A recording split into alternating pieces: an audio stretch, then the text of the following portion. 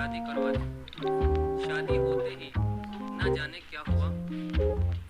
अब उसका अनपढ़ बेटा पूरा मन लगाकर काम करने लगा और पहले से कहीं ज्यादा मेहनत भी करने लगा।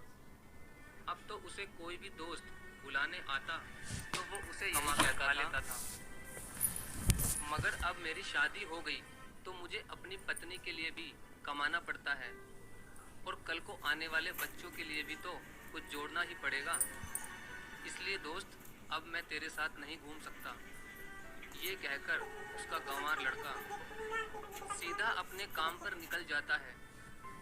अब उसके दोनों भाई डॉक्टर और इंजीनियर आपस में ये बात करते हैं कि हम दोनों तो उस गंवार से कहीं ज्यादा से कमाते हैं, इसलिए हम सब घर और जमीन का बंटवारा कर लेते हैं और उस गंवार से अलग हो जाते हैं, क्योंकि अब वो हमारे बराबर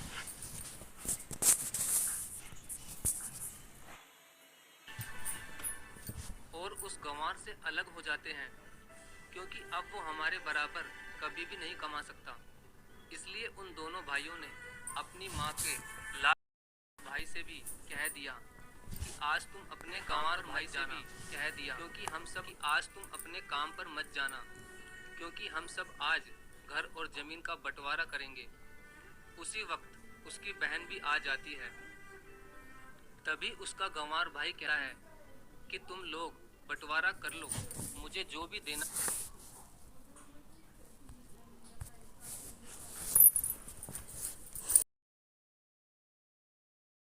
अरे बेवकूफ, तू तो अनपढ़ ही रहेगा। जमीन का हिस्सा तो आमने सामने बैठकर ही होता है।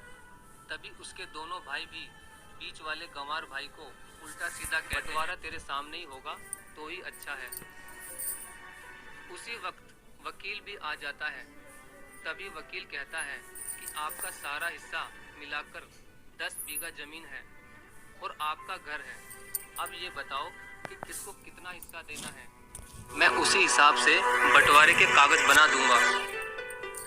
उसी वक्त उनका गंवार भाई कहता है कि वकील साहब, 5-5 बीघा मेरे दोनों भाइयों के नाम लिख दो। है ये मेरी प्यारी बहन के नाम कर दो। तभी उनके दोनों भाई और बहन पूछते हैं कि वकील भी आ जाता है।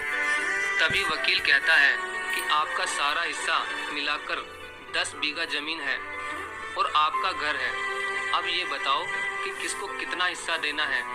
मैं उसी हिसाब से बंटवारे के कागज बना दूंगा। उसी वक्त उनका गंवार भाई कहता है कि वकील साहब, 5-5 बीघा मेरे दोनों भाइयों के नाम लिख दो और ये जो हमारा मकान है ये मेरी प्यारी बहन के नाम कर दो। तभी उनके दोनों भाई और बहन पूछते हैं कि और तू हिस्से में क्या, और ये जो हमारा मकान है